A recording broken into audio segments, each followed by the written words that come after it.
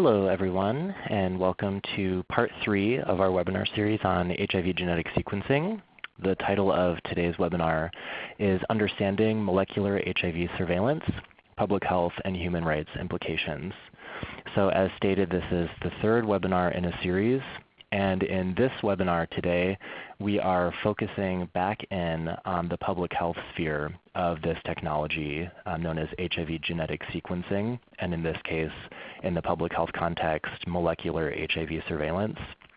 The previous webinar was focused more on the research realm and how genetic sequencing of HIV is being used in clinical research, studies of issues such as novel HIV therapeutics, HIV cure research, HIV prevention research.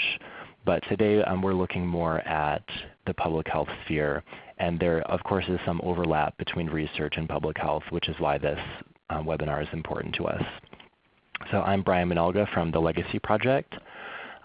Legacy is an organization focusing on building trust and collaboration between HIV research institutions and the communities bearing the greatest burden of HIV in the United States.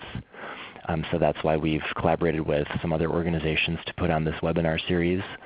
I just wanted to also point out that today's webinar and this series overall is a lot about dialogue. So we're bringing together folks from lots of different backgrounds, from public health, from health departments, people living with HIV, various communities that are vulnerable to HIV. So it's important to note that through dialogue, there may be disagreement, and disagreement, of course, can be respectful and productive. And in fact, often conflict and disagreement is the only way that change happens. So it's important for us to recognize that, and also, of course, to recognize power dynamics within this conversation when we have dialogue. We started the series with centering people living with HIV from various populations that are marginalized and disenfranchised. So it's important to keep those power dynamics in mind as well as we engage in this dialogue.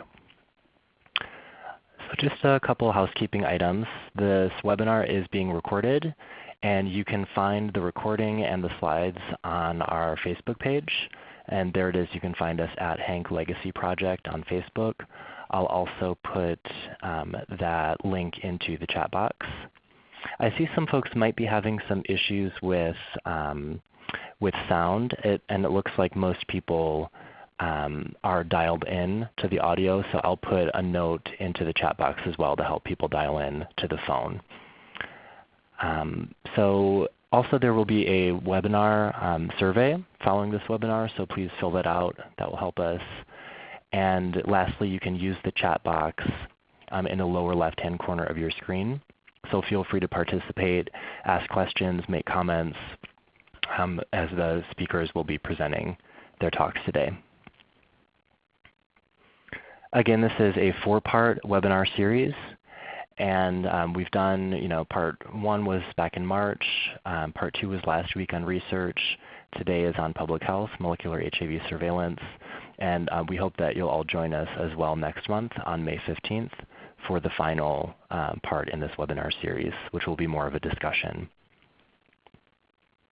Again, this is a collaborative webinar series among these organizations: the U.S. People Living with HIV Caucus, Positive Women's Network USA, the Legacy Project with the Office of HIV/AIDS Network Coordination, the Sero Project, Thrive SS, the Reunion Project, the International Community of Women Living with HIV North America, and Positively Trans. And so with that, it is my great honor to introduce our 2 presenters today. First up will be Eugene McCray from the Division of HIV/AIDS Prevention at the Centers for Disease Control and Prevention, who will be followed by Naina Khanna, Director of the Positive Women's Network USA. So with that, I will hand it over to Eugene. Good afternoon, and thank you, Brian, for that introduction. So we're at an exciting time in HIV prevention with better testing, treatment, and prevention options than ever. However, we must optimize delivery of these interventions to maximize population health. Today I want to talk with you about an approach that aims to do exactly that: cluster detection and response. Particularly, I want to talk about how CDC and health departments use molecular HIV data.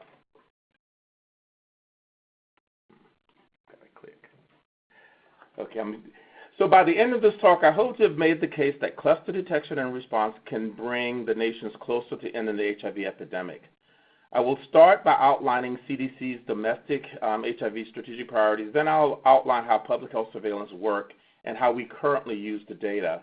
And then I'll wrap up by providing an example of cluster detection and response activities in the real world.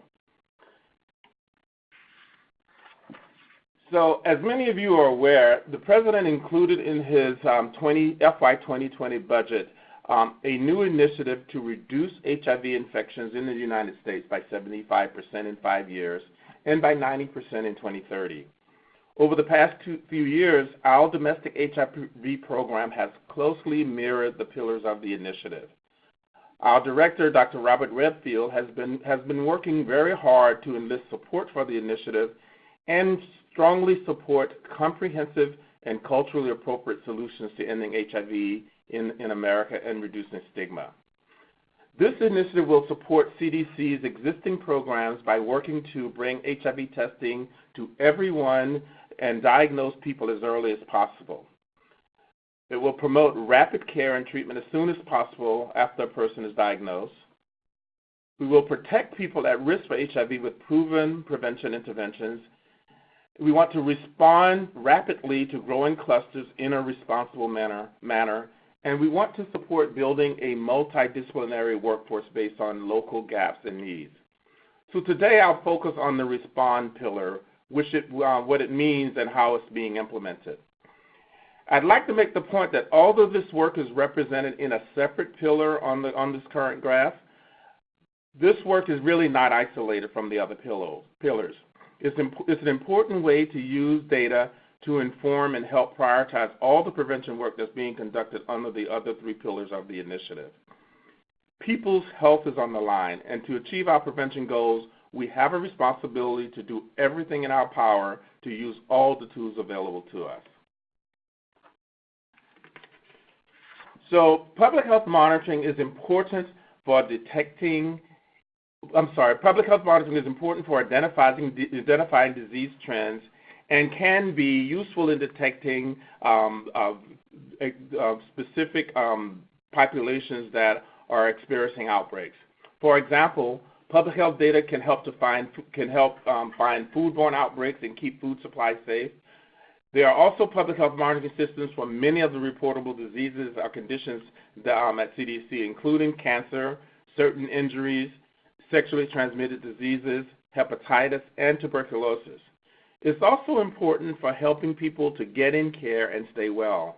For example, when public health identifies a community with increases in tuberculosis, it can help to get testing and treatment to the people who need it most.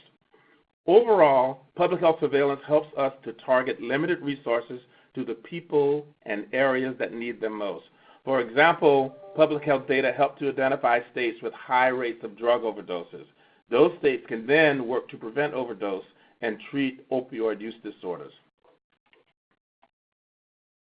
So we are all acutely aware that HIV is highly stigmatized, and people with HIV may face serious social and personal risk in some communities, including criminalization, loss of employment, loss of health insurance, and many others. There's also concerns about data security and confidentiality and uses of data for non-public health purposes. And these issues were central to the debate that occurred around name-based reporting of HIV diagnosis to the health department throughout the 1990s. So in response to these concerns, CDC and health department, along with input from community, implemented unprecedented strict policies and procedures to ensure data security and confidentiality. The use of these data was severely restricted for only public health purposes. So let's talk a bit about how we use HIV public health data. As a result of strict data use policies, initial use of public health data focused on describing populations by risk categories, age group, race, ethnicity, geography, year of diagnosis, and several other factors. So imagine that each dot in this slide represents a person with newly diagnosed HIV infection. Public health data help us to better understand who is being affected by HIV. For instance, how old were they when they were diagnosed? That is, what is the age of diagnosis? Or what's their race ethnicity? This is how we can learn that some groups are disproportionately affected by HIV. This information can also help us to understand what types of prevention interventions are needed for whom and where. We also know that public health data need to evolve over time. For example, we've been working to collect improved data on gender identity. This information allows us to better determine and understand the needs of transgender population. Additionally, with more prevention options, we have begun using public health data in new ways. So, for example, with data to care approaches, health department can use public health data and other data to identify people who appear not to be receiving HIV care and can offer additional support. We can also use public health data to identify increases in HIV transmission in specific communities or populations. For example, we might find that a particular community which only has a few new diagnoses in a typical year all of a sudden have a lot more than one would expect. This could signal an outbreak, perhaps like the outbreak that we saw and that occurred in Indiana, Scott County, Indiana in 2015. So we also have a new tool for identifying a situation where there is increased, we also now have a tool for identifying a situation where there is increased transmission. We can use lab data to identify groups of infection that are very similar, much like public health does when looking at outbreaks of tuberculosis or foodborne illness. A cluster of HIV or health conditions refers to a group of people who are related spatially, molecularly, or epidemiologically to the condition. There are several ways clusters are detected. For our purposes, we are mainly talking about molecular HIV clusters. This means a group of people that have similar strains of HIV. So, for example, here you can see several clusters or group of people with similar strains of HIV. Their similarities suggest that they are all part of a common network and that HIV likely spread quickly throughout this network. So let's zoom in on one of these networks. If focusing extra attention on these networks can help us to see what resources are needed and target our outreach efforts. For instance, by contacting partners or people in the network, we can work to find others in the network who might not have known they were HIV or that they had HIV, or help, sorry, I moved a little bit too fast, or help people who are at high risk of acquiring HIV to avoid getting it. We can also work to understand what barriers may exist and identify ways to help reduce these barriers so that people can get the prevention and care they need. I just showed you that we can use laboratory data to identify networks in which HIV is spreading rapidly. So what are these lab data? Well, as part of HIV care, healthcare provider order tests to learn which treatment will work best for a person's HIV strain. This is called drug resistance testing, and it involves determining the genetic sequence of the virus, not the person. We sometimes call this molecular data. This information helps the provider to make treatment choices, and you might have heard people refer to the collection of this information by public health as molecular surveillance. Drug resistance testing is also important for monitoring drug resistance in the population. If many people develop resistance to commonly used drugs, it can make HIV more difficult to treat and affect treatment options that are available in the community. Health departments can also use this information to see if there are similarities between these viral sequences. HIV changes over time, and it changes a little bit differently in each person. So for most people, HIV looks differently than, HIV looks different than anybody else's. But if several people have viral sequences that are similar, this can indicate that the virus is being transmitted more quickly than usual. These molecular data can be used to help inform public health activities. Public health agencies can analyze the sequences or molecular data to find groups of infections that are similar. CDC is mainly looking for clusters where there are 5 or more HIV transmissions in the past 12 months with no more than a 0.5% genetic variation between the viruses. In fact, we found that HIV is spreading 10 times faster in these networks compared to the average. Health departments can reach out to members of these networks in collaboration with community partners to provide the services needed, as well as understand barriers to care and prevention and develop approaches to overcome the barriers. So when we think about, in many ways, cluster detection and response activities are a strategy that feeds into other HIV prevention strategy. So when CDC looked at the first 60 clusters that were identified using molecular data, except for a few instances, the health departments were really not aware. Even for those few health departments that were aware that HIV was on the rise, they were not aware of the large size of the clusters or that increases seen in some different, or increases that were seen in some different geographic areas were connected. So when used with traditional public health tools, cluster detection activities can shine a light on populations and networks that are not being effectively reached by existing prevention activities. I like to think of it as an iceberg. A cluster is typically the tip of the iceberg.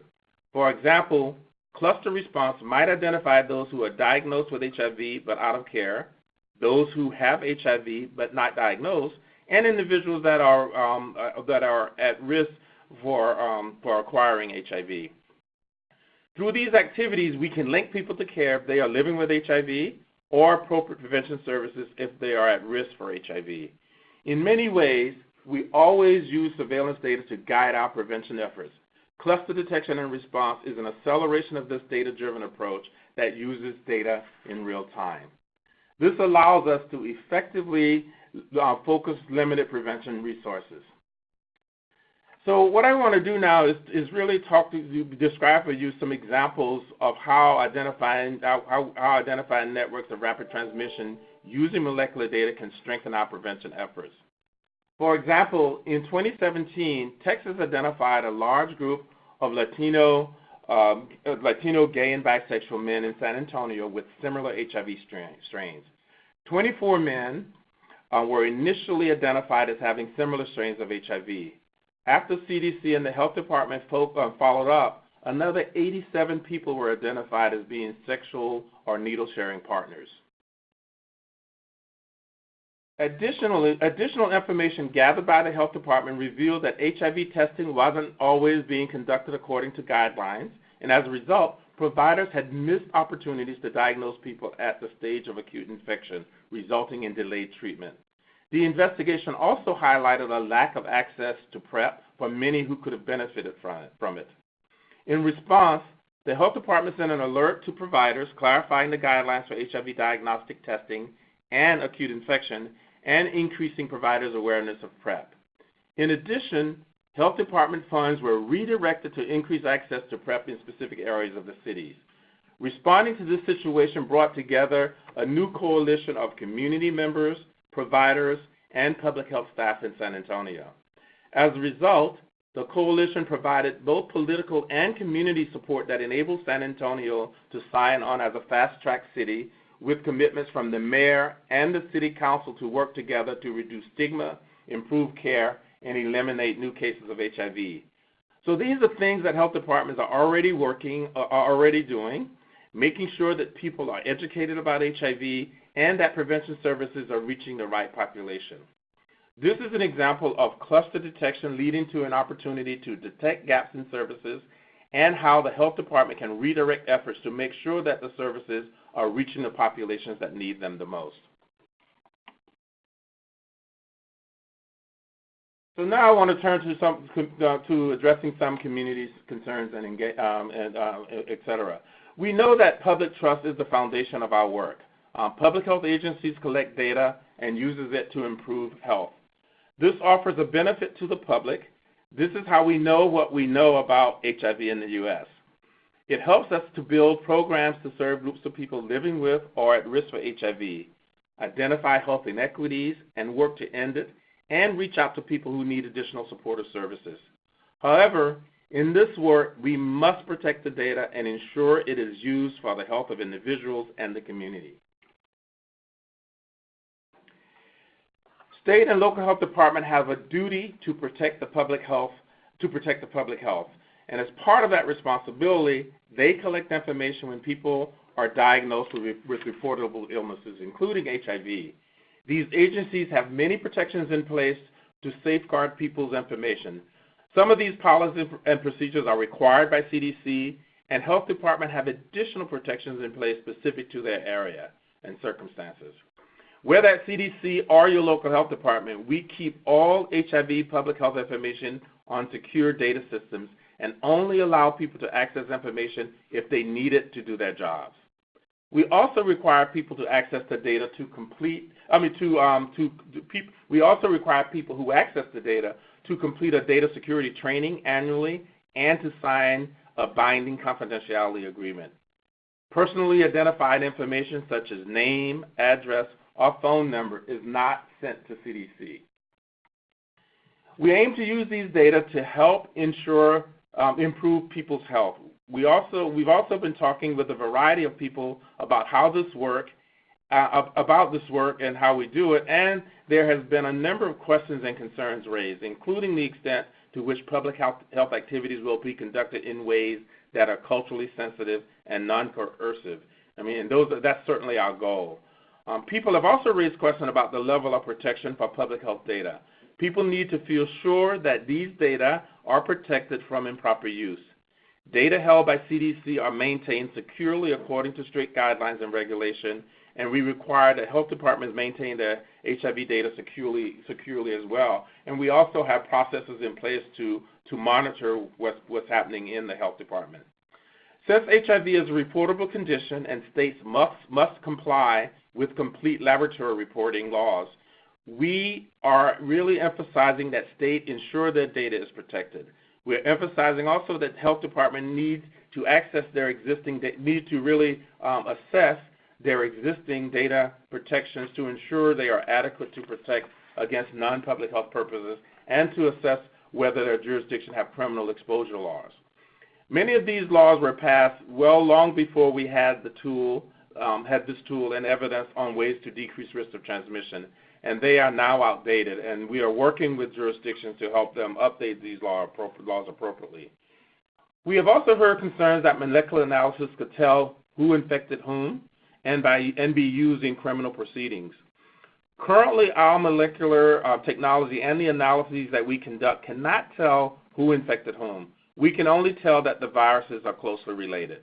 We don't know if there are people missing from the data and who could have been a link between people. We do not use molecular data to determine direction. We use these data to detect growing networks of where rapid HIV transmission is occurring so we can intervene to stop transmission. I want to emphasize that community engagement is critical. We always recommend that health departments engage their communities around the work that they are doing because we know that we are all working towards the same goal and that community members have a lot to offer. CDC has engaged various community members at conferences and through a series of webinars. We plan to continue engagement around cluster detection and response activities. Given that cluster detection and response is new and there's still a lot to be worked out, engaging community is particularly important. Community engagement aims to inform community of the program, engage stakeholders, and hear their priorities and ideas. This offers the opportunity of building support and also of identifying ways that we can partner with community to achieve our common goal. It also honors past processes and agreements with communities. I want to close by saying that we can end HIV. We are at an exciting time in HIV treatment and prevention. We can detect infection and networks of infection earlier than ever, saving lives and preventing transmission.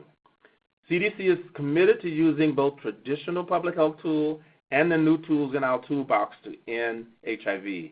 We are also committed to responsible use of the data, to hearing your concerns and working with community to address them. and to using the data we have to more effectively reach and serve more people with or at risk for HIV. Thank you. And I guess the last slide is basically to indicate that I have no disclosures. Okay, thank you so much, Dr. McCray. Really interesting presentation, and I know it's really appreciated how you've incorporated some of the community concerns into your presentation, especially this question of direction of transmission, issues with criminalization, and really how this technology is being used from the CDC's perspective to add more to the public health outreach. So thanks for starting this conversation today. I don't see any questions for you so far, so just a reminder to folks, you can feel free to use that chat box. And while folks are thinking about questions, we can move to the next presentation. So I will turn it over to Naina Khanna. Great. Thank you so much, Brian, and thank you to Dr. McCray for an excellent overview of what's going on with molecular HIV surveillance and addressing some of the concerns. So I'm just going to try to dive in a little more deeply to what we've been hearing from people living with HIV advocates about some of the concerns, human rights implications in particular for this public health strategy. So again, my name is Naina Khanna. I'm Executive Director of Positive Women's Network USA, and if you're not familiar with our work, we are a national membership body of women and folks of trans experience living with HIV. We've been around since 2008, and what we do is really build leadership among communities most impacted by the epidemic. We mobilize and organize on policy issues at the local, state, and federal level, and of course, we work to ensure that policies around relating to people living with HIV are human rights informed and gender responsive. And so, as folks may know, and as Dr. McCray sort of mentioned, this idea of using surveillance data to drive resources and to address the epidemic in the United States is not new. It was sort of a key part also of the National HIV/AIDS Strategy, which was developed and rolled out under President Obama. And a key part of the first National HIV/AIDS Strategy, which was released in July of 2010, focused on expanding the use of HIV surveillance data under the Data to Care system to improve engagement in care. And so there were a number of jurisdictions that have been performing molecular HIV surveillance, since that strategy was released and over the last several years. And in fact, molecular surveillance has been used in some jurisdictions for as long as about 14 or 15 years. It's been used in New York City in some instances. In Washington State, it's been used for quite a while, and so this is not actually a new tool. So I guess the question really is, why are we talking about this now, right? If molecular HIV surveillance is not new. Well, we're talking about it now for a number of reasons. One is the current occupant of the White House did make a statement in the State of the Union recently, an administration-level commitment to ending HIV transmissions by 2030. This strategy that was rolled out by the administration, had a lot of input from different federal agencies, and of course, HHS also rolled out a plan to accompany this. So, in the Ending the HIV Epidemic Plan, which was put forth by Alex Azar, who's the Secretary of HHS, it's very clear in this plan that's come from the Trump administration that there is an explicit focus on data and surveillance. And so there are three, sort of major areas of action that are identified in Alex Azar's piece on this, and one of them is using data. And so it's very clear that molecular HIV surveillance is sort of a key aspect of this plan. And if you look sort of further into the plan, you can see that they're talking about responding rapidly, detecting and responding to growing HIV clusters, preventing new infections, using this epidemiological technique to, to kind of intervene quickly and responsively. So there's clearly an increased level of commitment to utilizing molecular HIV surveillance that we're seeing from the administration and federal agencies, and a lot of dollars and resources going into implementing it. And in fact,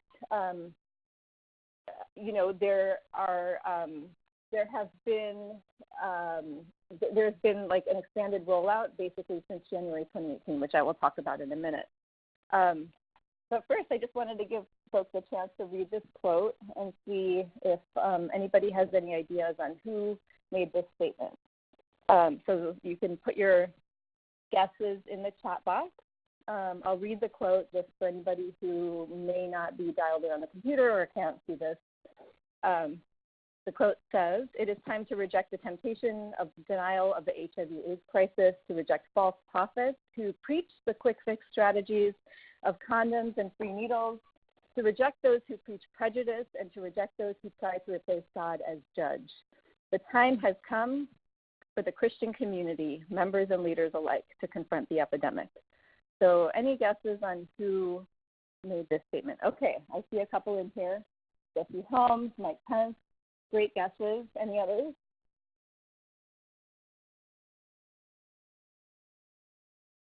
Okay, so in fact, it was Dr. Robert Redfield, who is now the director of the Centers for Disease Control and Prevention as of last year.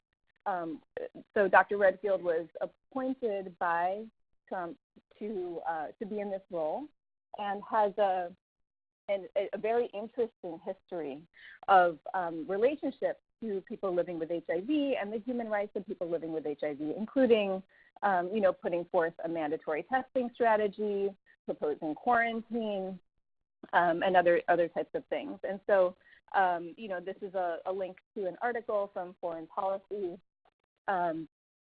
where you can read a little bit more about Dr. Redfield's history. So there are some concerns that while we know that we have a lot of wonderful allies and career folks in these federal agencies, such as CDC, like Dr. McCray, who have been committed to doing this work in an ethical way that upholds human rights and dignity for the most vulnerable communities for a long time, it's not clear that at some of the highest levels of leadership, this administration shares that commitment. And so there are some real concerns about that. On the topic of community engagement, again, it's really great that this was brought up because it is such an important issue. And so back before molecular HIV surveillance was really expanded, and I'll talk about that in just a minute, a consultation was held in 2017 to discuss ethical, legal, and human rights concerns. And there's a report from that. Consultation that includes a list of participants who attended, and it was 41 experts from multiple fields that attended that consultation. So this number you're seeing here on the right of your screen, 0, is the number of people living that were invited to participate in this consultation, that knew about it, and that attended the consultation on ethical, legal, and human rights concerns about having our molecular HIV data utilized in this type of way by the Centers for Disease Control and Prevention and others. And so, I think, on the topic of community engagement, absolutely it is important. And it's troubling that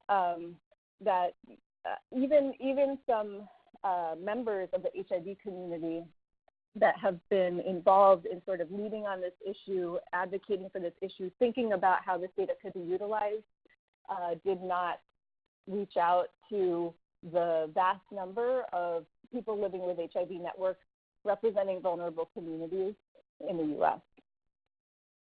And so what we do know is that as of January 1st, 2018, the CDC is funding all health departments now to support reporting and monitoring of the results of this phylogenetic analysis. So I showed you that map earlier of what molecular HIV surveillance kind of looked like previously. Now it is all health departments and all jurisdictions that are engaged in this monitoring. And so that has been happening as of January 1st of last year. And it was done through kind of a large funding opportunity announcement where jurisdictions basically had to respond with a detailed description of the types of surveillance, molecular HIV surveillance activities and intervention in accordance with them that they were going to be taking on in order to receive the funding. So, many of the U.S. people living with HIV networks did not know that this was happening.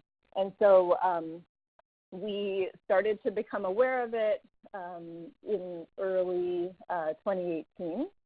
And in June of last year, there was a meeting with CDC and NIH to talk about molecular HIV surveillance and raise some of the concerns. And these are just a couple of actual questions and answers that came up at that consultation. So we explicitly asked questions like, what steps is CDC taking to protect this data from other federal agencies, for example, the Department of Homeland Security or ICE? The response was that the data is protected, but there are no specific barriers between the federal agencies. They're still looking for more protection. We also asked whether there was a minimum standard of data protection that states or jurisdictions had to meet in order to receive the funding for this PS 1802, which was the funding announcement. And we're told that all states already have guidance as a condition of their funding. There are no special considerations for molecular HIV surveillance. So I'm going to talk a little bit later about a report that came out looking at different states. So on this subject of directionality, so the question that directionality is really trying to answer is, do we know, does molecular HIV surveillance tell us who the infection came from and who it was acquired by, right? And so what you can see here is that no, basically where the science stands right now, it does not show us, it both does not show us, who the HIV came from and who acquired it, and also does not show us that a transmission happened directly between two people. So specifically, if two people are in the same cluster, it can be the case that the virus went from one to the other in either direction. It can also be that the virus went from one to the other, but there was somebody in between. It can also be that both people acquired the virus from the same other person, right? So those are just a few examples of the relationship between this. But the problem is that part of the problem here is that it's not just about science. This is also about how these questions are taken up in places like the law and in courtrooms and by juries. And so there are lots of concerns that, this hasn't always been interpreted accurately. Also there is some dissent. It is not clear that all scientists are on the same page about whether directionality can be inferred from molecular HIV surveillance. So from one of the people who's been kind of leading this work, one of the scientists, Dr. Leitner, who's at the Los Alamos Laboratory, which, by the way, is where our data is stored, one of the places where our data is stored. And if you don't know the history of Los Alamos, it's also where, nuclear testing has been done. So according to Dr. Leitner, phylogenetic analyses usually are coming with other types of data that could make it possible, in some cases, to identify the source and or recipient of transmission. So this is contested, right? The level of where the science is contested. It's also likely that at some point it will be possible, given advances in science, to determine directionality of transmission. And so while most scientists believe that the science has not yet advanced to infer directionality, even if that's true, it could just be a matter of time, right? And so, and we know from lots of evidence that judges and juries often don't understand the science enough to make informed decisions on matters of life and death for people living with HIV, and matters of our basic freedom and our basic dignity, right? So in criminalization cases, for example, and we know that over 30 states and U.S. territories currently have some kind of law criminalizing HIV on the books, and that there have been prosecutions and convictions of people living with HIV for alleged exposure, transmission, non-disclosure, even in states where there are not HIV criminalization laws. This is a serious problem. We actually have an epidemic of HIV criminalization in the U.S. that's among the worst in the world. And so it's not clear that given HIV stigma, misinformation, that people making decisions about what happens in a particular prosecution are well informed enough to understand where the science is. And we really can't expect them to be, right? This is very technical information that many of us don't adequately understand. So I think many of us are familiar with the case of Michael Johnson, a young Black gay man in Missouri, who was sentenced to 30 years in prison for allegedly not disclosing his HIV-positive status. And his sentence was reduced to 10 years. But this was a case where racism and homophobia played a tremendous role in the trial, in the media coverage, and in the sentencing. And science played a tiny role, actually. If you look at and I've read the court transcript as well as, followed all of the media coverage, actually, of this case. And if you read the court transcript and the media coverage, you can see that throughout the trial, there were lots of misrepresentations of the science. HIV was characterized as a death sentence, as a deadly weapon, basically. Sequence data was not even admitted as evidence. There was a medical doctor testifying who was kind of like not that well prepared for the testifying on behalf of the defense. And, that medical doctor pretty much ran out of the room crying, literally, rather than adequately representing Michael Johnson. And so both transmission and directionality were presumed in this case, even without the science. And so I think it's important to note that just sort of the specter of possibility that there is science that can show that whether a transmission happened or an acquisition happened from one person to another can be enough to convict. And it has been used, actually, in some cases. And so these are a couple of cases where phylogenetic data was used to convict folks living with HIV in criminal prosecutions. And in one of these, they literally got the sequence data from the Los Alamos lab, because guess what? It's actually publicly available. The identified sequence data is actually available.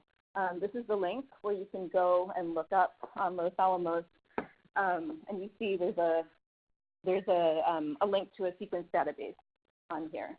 So this information is available. It can be used for research, and there's variation in the types of protections that are required in different states in order to conduct this type of research. So we would think that there are laws in place to protect us, right, for all of this. And the answer is, well, sort of. I mean, there are, of course, some laws to protect people living with HIV, but they're not consistent, and they could be stronger. And so there's a report that came out from NASDAD, the National Association of State and Territorial AIDS Directors, last year, looking at the landscape of HIV data privacy and confidentiality in the context of molecular HIV surveillance. And in the interest of time, I won't go into this in a lot of detail, but I do want to invite you to check out this report. It's a brief paper, maybe 8 to 10 pages long, definitely worth reading. This is the link for it here. And so they looked at 10 different states that were chosen to reflect both the geographic diversity as well as variation in the types of different health department data sharing activities. And so this is a very brief summary of what they found. Number one, they found that there was broad authority in statutes for health departments to disclose personally identifiable HIV data without consent if it was being used for surveillance, investigation, or control of communicable disease, for treatment, payment, research, or healthcare operations, or, quote, justifiable public health needs. They also found that data sharing activities really vary depending on the jurisdiction, and that states also vary on whether a subpoena or a court order is required for the production of HIV data from a health department. And this is important because something that we have found is that often people working in health departments are not necessarily informed about what data they're legally required to disclose and how in the case of a criminal investigation or some kind of civil investigation. And so there have been instances where public health officials didn't know whether they had to respond to a subpoena or a court order. And we have anecdotally heard cases of from surveillance officers at health departments who told us that they were not informed about their own rights to say no to this type of data request. Also, they found that the legal authority to share the data for research purposes varied. So some states required de-identified data, others would allow identifiable data, but the publication of the research had to include only the identified data, and other states did not have statutes addressing this at all.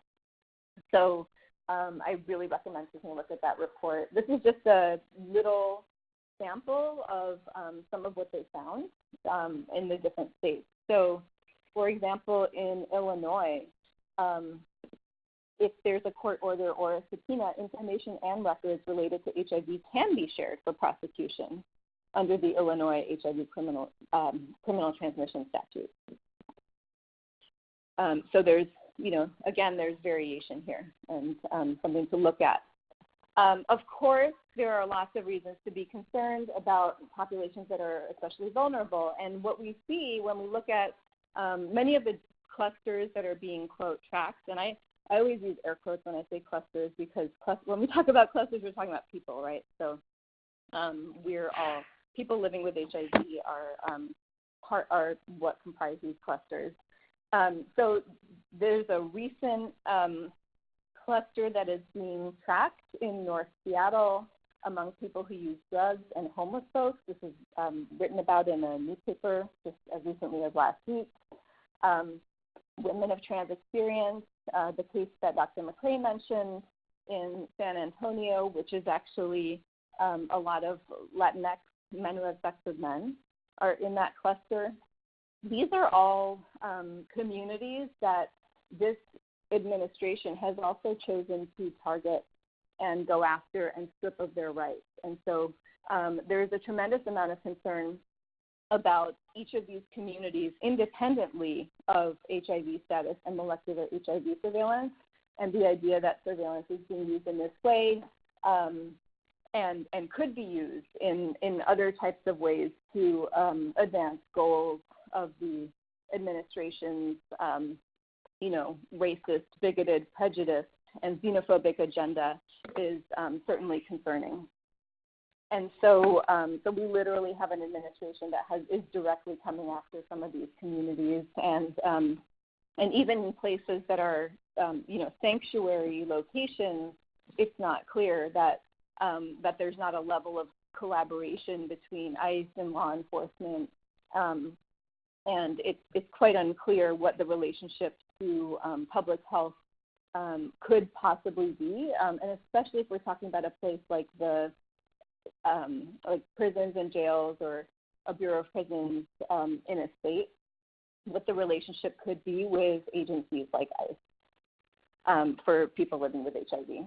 So just to wrap up a little bit, what can we do? Well, the U.S. People Living with HIV Caucus and others have basically called for an immediate moratorium on molecular HIV surveillance while these data security concerns are addressed, and under any administration that is directly targeting the communities most vulnerable to HIV in the first place. At a local level, of course, you can meet with your health department to find out what they're doing, identify opportunities to increase protections of this data, and we can demand better community engagement, which includes, not just inviting folks to meetings, but directly resourcing people living with HIV and other vulnerable communities that are going to be impacted by this rollout of surveillance activities to be there. So making sure that that vulnerable folks from the communities that are directly being targeted in these clusters are able to attend those meetings, are compensated to be there, et cetera. You can do research on the data privacy landscape, data sharing agreements in your own state. And then cultural humility has to be a big piece of this, because for many years we have heard concerns about disease intervention specialists, DIS officers, and the ways that they have approached even linkage back to care types of activities.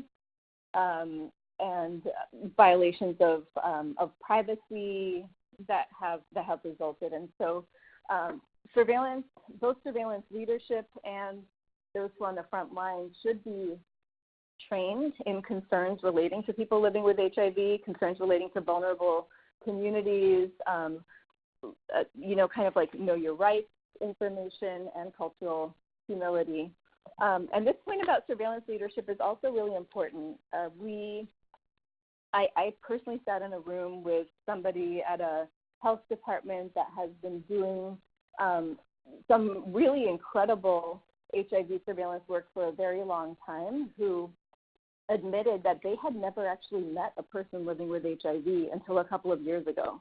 And they had been involved and working in the field for, a decade, 2 decades. So it's important to understand that some of the folks who are making decisions because they're excited about a new technology, opportunities to intervene in an epidemic, which of course we all support and want to see happen, don't necessarily have a grounded understanding of the real life consequences of what they're proposing. And so making sure that surveillance leadership, actually receives some interaction and training from people living with HIV is important.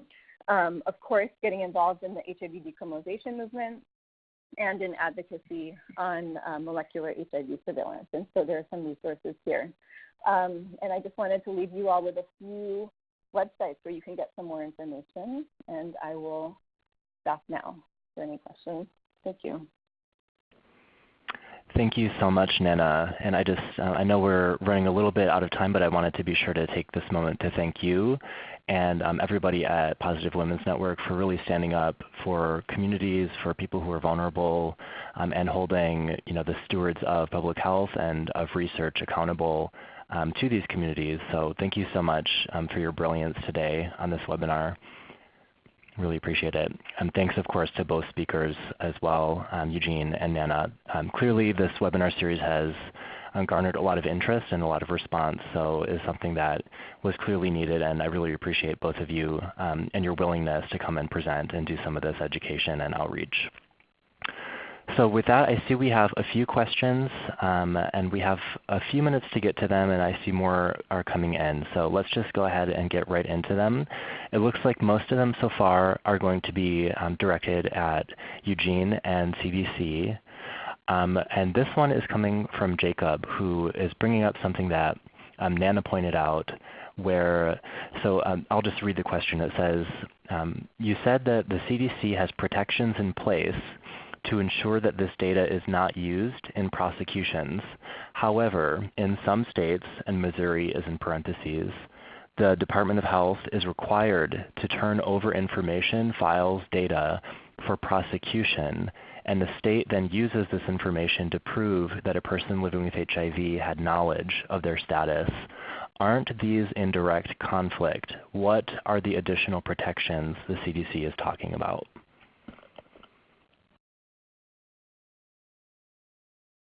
So Eugene, do you have a response to that question? My phone was on mute. So as I mentioned in my presentation, we've taken a number of steps to help protect data at the state level. And as a condition of HIV prevention funding, state and city health department must comply with strict CDC standards of data security, encryption of electronic data, physical security, limited access, training, and penalties if procedures aren't followed. And I mean, I can go into a list of what those are. But with all that said, there are state level policies and laws and policies in some place that the jurisdictions have to comply with, and I don't know the details about Missouri, and all of what's being said may be true, but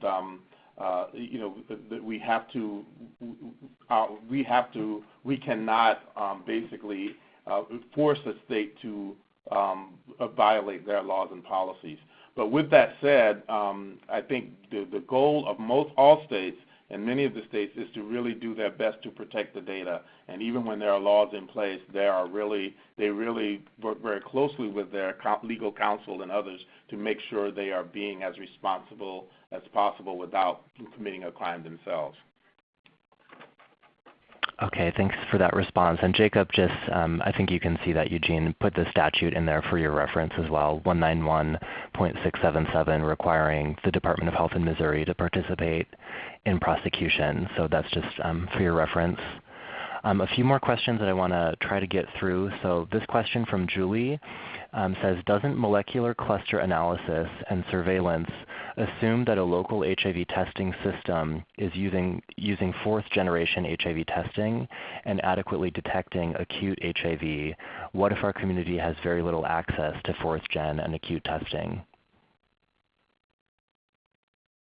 Yeah, this is fourth gen testing is not required at all because what the phylogenetic testing is doing is testing doing genetic sequencing on the virus itself, and it doesn't matter it doesn't matter the type of test that's being used for detection of antigen antibody. Okay, thank you. And Harry, just for people on the phone, I just wanted to mention, just for folks on the phone, fourth gen is what is referred to as a test that tests both for antigens to the virus as well as antibodies. So it's testing for sort of genetic materials to the virus as well as antibodies. Great, thank you for that. Harry is asking if Dr. McCray could shed any light on the success of MHS in terms of HIV prevention. Yeah, I mean, I think the one example that I gave, and there are a number of successes, but the one example that I gave in the presentation that I think I would want you to refer you to is the San Antonio example, where they actually have had relatively good success in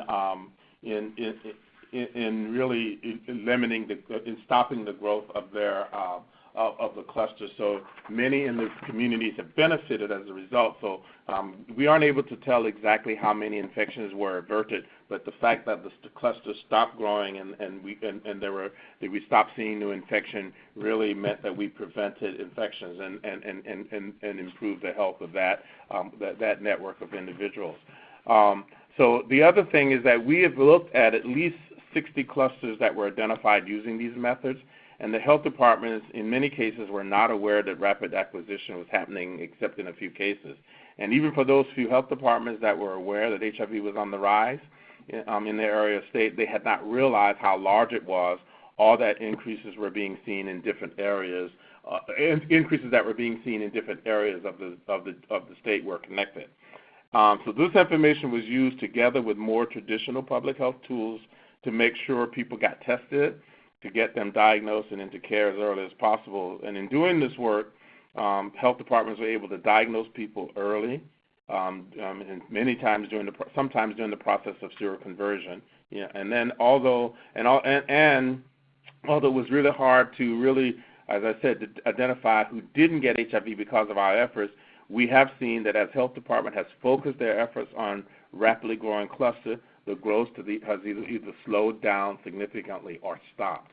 So this is clearly effective in areas where they're able to use the data in a responsible way. Okay, great. Well, I know that we are at time. We do have 2 questions left, and I just got a note that Dr. McCray has to take off. So what I will do is I'll send those questions to Dr. McCray and see if we can get some responses after the webinar. But just wanted to remind folks that there's one more part in this webinar series coming up, and I just dropped in the link for registration into the chat box. So we hope to see you all on Wednesday, May 15th at 1 p.m. Pacific. So again, thank you so much to both Dr. McCray and to Naina Khanna for your presentations today. It's really appreciated, and we hope to see you all soon. Thank you. Thank you so much.